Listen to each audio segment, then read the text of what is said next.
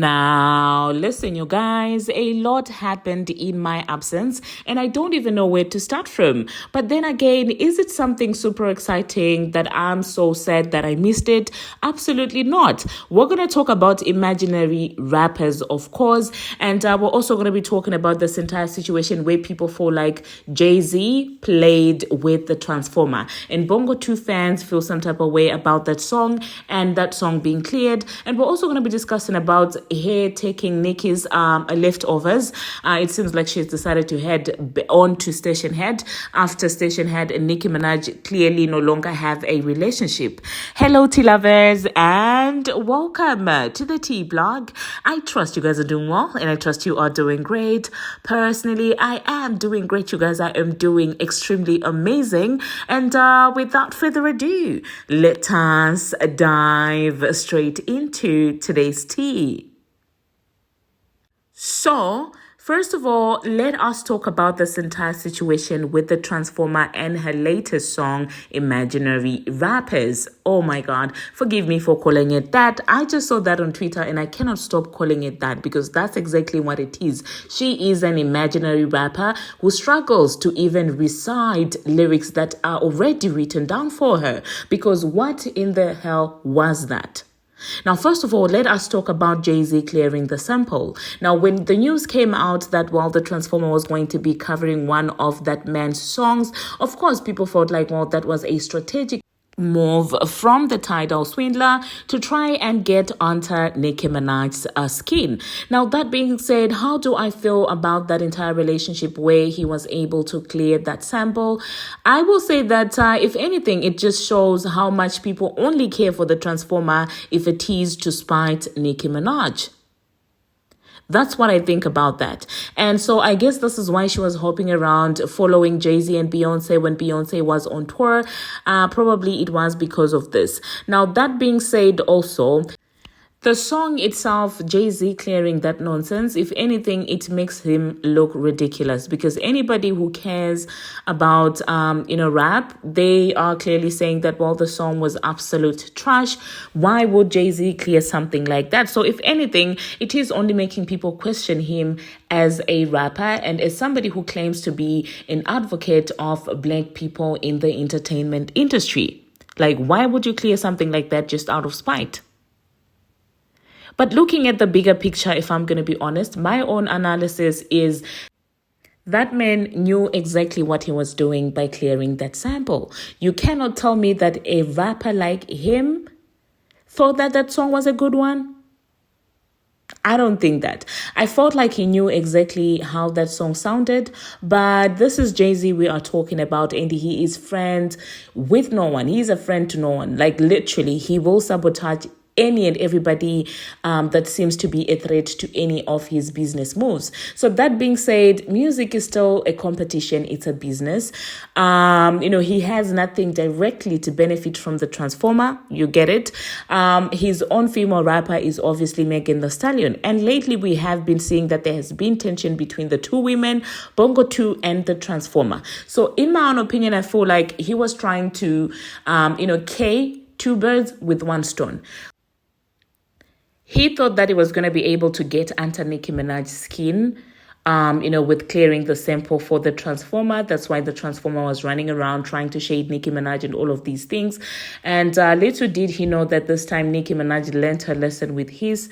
She vowed that she's not going to give anyone any attention on her or help anyone with promo for their album or their single. Okay, so that one, obviously, he lost. Now, the other move that I'm seeing is that he knew that, well, with this horrible song, people are going to start questioning, the Transformers rap skills. And guess what? That has happened to a point where people are now boldly saying, even some of the Transformer fans are beginning to acknowledge and accept that that bird doesn't know how to rap.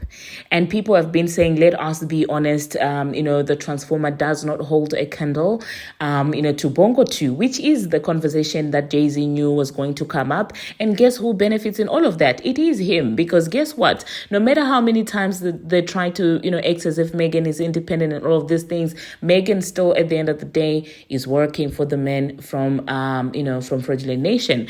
So, yeah, it's very funny to me that the Transformer felt like, well, that sample getting cleared is going to do something for her career. In my own opinion, Jay-Z knew the outcome of that lame song, and he intentionally sabotaged her. I am of that school of thought.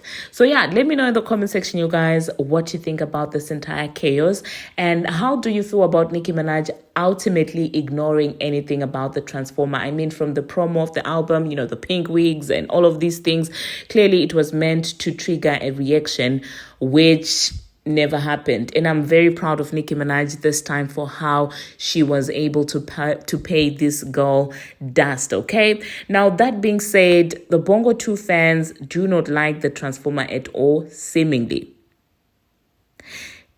They were coming for her. Like, the fan bases were fighting. It's not looking good. It's not looking pretty. It seems like nowadays they cannot fake, support each other and outstream each other. I mean, we can all see with everything that happened, even to the numbers, okay? The song flopped to a point where, regardless of the song having a video, the Spotify is not Spotifying. The charts are not charting. This girl flopped to the point where chart data turned into a ghost. Nowhere to be found. Literally a lot of, these fake music charts update pages, they disappeared just because of how much their favorite flopped. Chart data was nowhere to be found the day that this girl released that song, and the following day and the day after. The last update about that girl that I saw is, of course, an update of the song that she put out the previous one, the Outside song. With this one, they're acting like it's non-existent. It does not exist. And I wouldn't be surprised if they come out now saying, oh, this was just meant to be playful, this and that. Embarrassing. Jay-Z, what are you doing? Imagine allowing your spite to get you to this point. The sample, is making people take your music as a joke. Anyway, that being said, let us talk about the station head situation. Now, you guys know that Nicki Minaj and station head clearly lately have not been seeing eye to eye. This comes after Nicki felt like, well, there was some form of sabotage happening with Session Head. And with the new alleged acquisition, of course, it's not far-fetched to feel like, well, there is a reason why certain corporates all of a sudden started getting interested in Station Head, because Nicki was dragging them up and down on Station Head. And so after Nicki cut ties with Station Head, guess they decided to be messy, and they were basically saying that, oh my God, we are so ready for Imaginary Rappers by the Transformer. I guess they thought that it was going to be a hit or something, and the hit didn't come. And guess who's now on Station Head? It is none other than the Transformer fans and the Transformer herself. So the fact that she doesn't realize that she's always second option for a lot of people and for a lot of corporates is insane to me. Clearly, these people only want to work with you when it's in spite of another person. Out of spite, of another person. So why do you continue to let yourself be played like this? This is the part that I do not understand. Is it that she's just slow, or is it that she's living in denial? And for me, it's very funny because people are also accusing her that, she's out there paying reaction videos.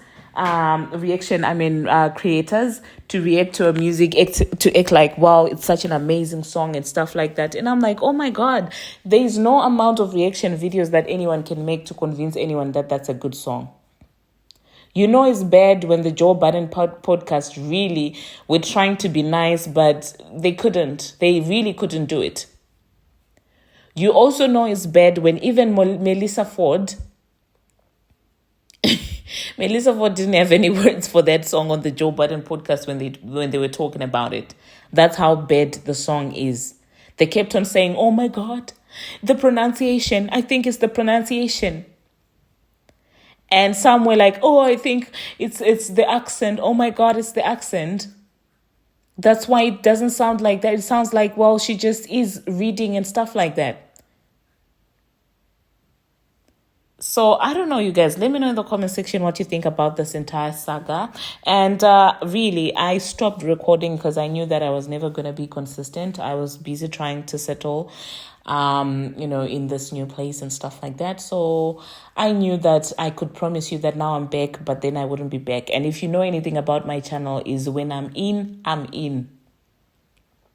This, like, when I start recording, I like to give you videos back to back. I mean, previously those that love to put out, one video a day and stuff like that. But I've always felt like, when I start, it's at least 2 or 3 videos a day. So I knew that I was never going to be able to keep up with that. That's why I was like, maybe let me just, accept that I'm not able to juggle everything.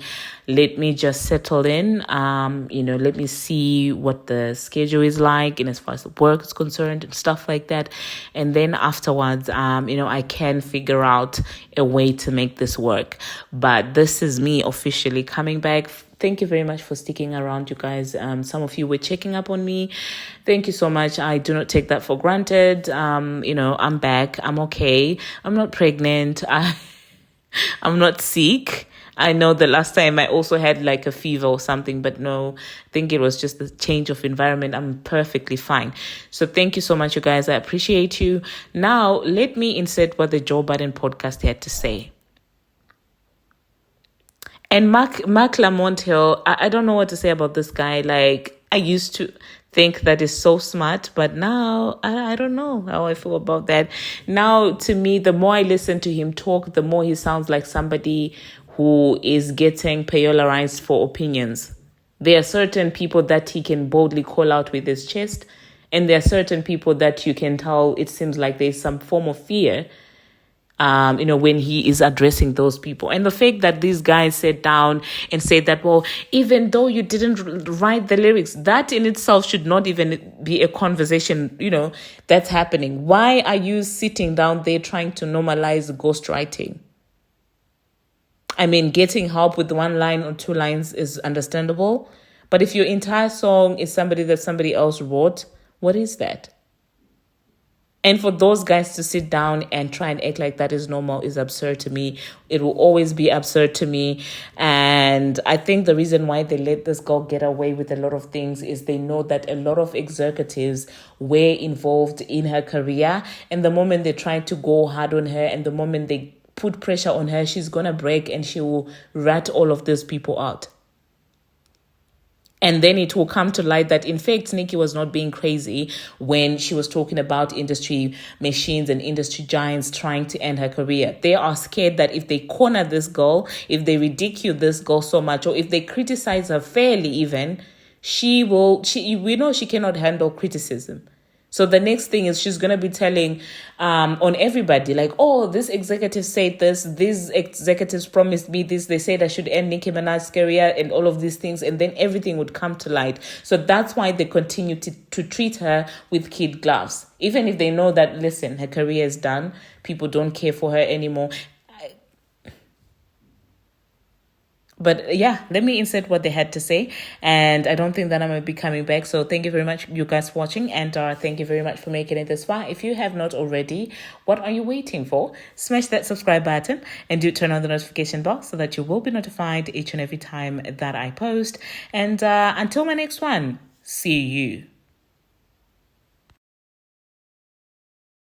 Feels free. Cardi was killing. That's a killing? I don't think he said that. I don't know if I said killing. I think she did all right. Me and Imani were basically like good bars, not good delivery. Other people said the delivery was good and they thought she came strong. I thought you were kind of in the middle of that. Like I wasn't mad at it. I think wasn't mad at the record. What's Joe Budden's take on it? She shouldn't do that again. Which part? Don't do that again. Do what? Do the record. Don't take any East Coast top 3-4 rapper beat, classic song, and redo that. Because Imani was right. Even it's given remnants of that because of the flow and the emulation and the pocket and what you did. We're gonna shout out the writers. The writers killed. This is not about the writers. The writers killed. I agree with y'all that said this is well written. Good bars. The bars are there. Yes. That wasn't enough. That delivery, those punch-ins, The punches were definitely out there. those, we should have been able to tell how the punches. choppy that was. Imaginary player for y'all that wasn't there. Hove, when that dropped, was a much better rapper than that.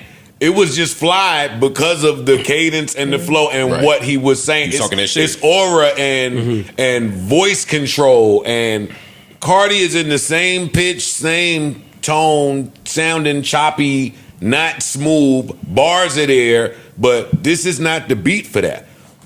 And to prove myself, I heard somebody correct. flip it and put it on. Get Money. Yeah. They put it on Get Money. I'm about to play it. I wasn't mad at that. Get I Money. wasn't mad at it either. Much better on Get Money. The Get Money beat. I wasn't mad at it. And that's because Get Money doesn't come with the flow and the aura and Sarcasm. It's very different. Let me find this thing. Here it is. It's only the imaginary player's beat that's making her sound like you shouldn't be on here. You shouldn't be on here. I used to have a rule when I was rapping. Some beats just you got it. You got it. We don't need to do that. That's MC, like, for the culture talk. Like, no, this is too classic to touch. I don't think that she's in that ballpark. I think she's in the ballpark of the hit makers and them that'll take anything I also and don't, make it a bop if it's going to be I a also bop. don't think anybody has so much commentary if this is just released as a freestyle. Okay. Yeah. As the second single with the Nobody's album doing 3 weeks all away. of this judging. Oh, it's a freestyle. Yeah. If this is a I'm with you. freestyle, but there's sharks. There's Cardi seems to be swimming in shark-infested waters. Is why there's so many eyes and ears and critics on this. Of course. Her album is slated to drop next month. We at the end of August. 3 weeks from now. Yep. The first record. Yeah. Now we're not hearing anything but this, which should be a freestyle. I'm certain that there'll be another record. There's definitely released. gonna be another record. I'm certain there'll be another record released before this. But listen, my take on this, I don't think that they'll let Cardi fail because it's a reflection on them. I think she'll win Absolutely. because they made her win. I also And think I that think- she's built up enough equity to get people to come press play regardless. I totally disagree with that. Not 8 years later. Not 8 years. I not- disagree with you. I think Yeah, her I think fans people- are Yeah. fairly rabid. Yeah, I think so too. She's out of here. I think there's 10 people in this room alone that are going to go press play at midnight. I'm gonna press play immediately. Yeah, I'm gonna press play. Second to drop. Yeah. I hear you. We shall see. Yeah. It doesn't appear that way. Longevity is a different question. We're not on longevity with somebody that's taken 8 years between albums. Right. We dealing with what it is, which is what do y'all see from her that's giving y'all confidence in this, what she's going to do here, I or think what you'll hear here. For me, it's a divided response on the internet. Some people, there's the people who hate this, right? Or just on this song alone.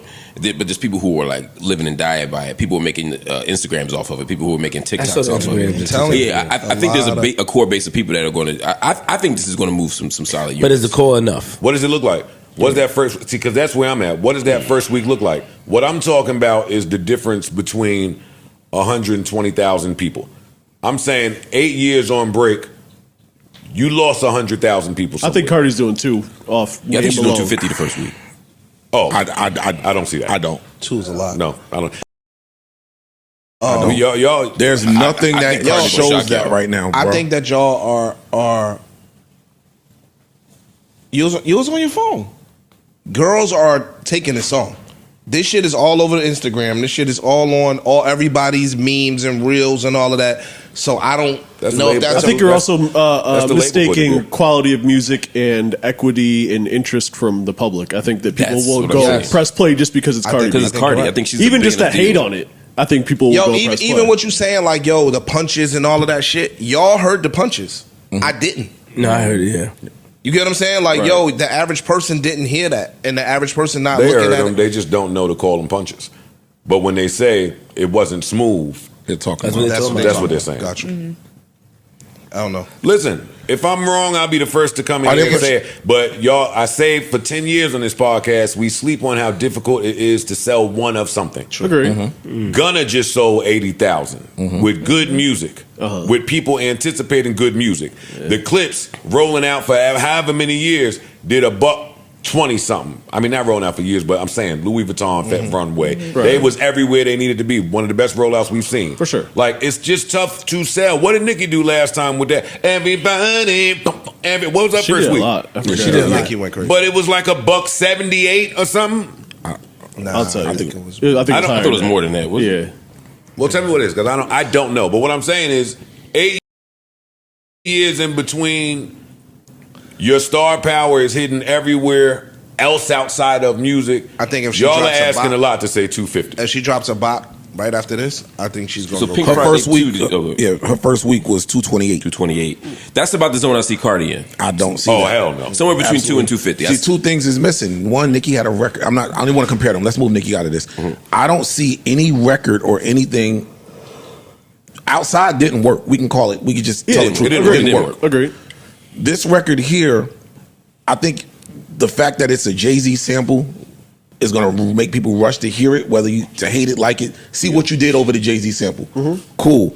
Are there any projections of what this album, what this song is doing right now? Like, did it debut on the chart anywhere? I'm not sure. It debuted on the chart at and I'm freestyling. 147. And then the second week it dropped out. Yeah. See, like, But I don't think anybody should be tracking chart position. I don't use Should have that been a for anything. freestyle. I don't use that for anything. I'm just there. I'm saying that because we're having a numbers talk right now. Right. There's nothing. We're 3 weeks out from this album. There's nothing that they've done so far that's showing that's sticking. Yeah, and let me advance the conversation. Ain't nothing there. I want to stay where Freeze is and advance this conversation a little bit. If she's an artist that will sell 250 week one, the label would know it at this point and where the clock is. And if they knew that, we would be seeing something different than what we're seeing right now. I still think that's coming. Personally, I think she's getting ready to do. I think the rollout, Vanity really, Fair, all of that. That's what I'm saying. Vogue, All that I shit's think about all to that's happen. happening for her rollout. I just think it's much closer to album Because dropping. September 12th is Fashion Week. September 19th is the album. Yeah. Got you. So So, it's the yeah. week out- Okay. So I think she got a lot of shit September 12th is planned. Fashion Week. I got The it. As we last get closer to the time album. you have seen your purchasing power was 8 years ago. I'm not talking about your star power. And times is different 8 years ago. The last time you saw your purchasing audience buy, I don't care what's going on TikTok. That's label moving around, and you have to get to the purchasing or streaming fan base. But hold on, hold on for a minute. You have to get to those people, not the people that want to play you on the TikTok. Put your shit over here. You got to get to the people that's going to be there. I just ain't seen enough to say that she's warranting 250. I don't see it. I don't see Going to do a review on imaginary players, but my friend said I should, so here I am. Listen, guys, I think what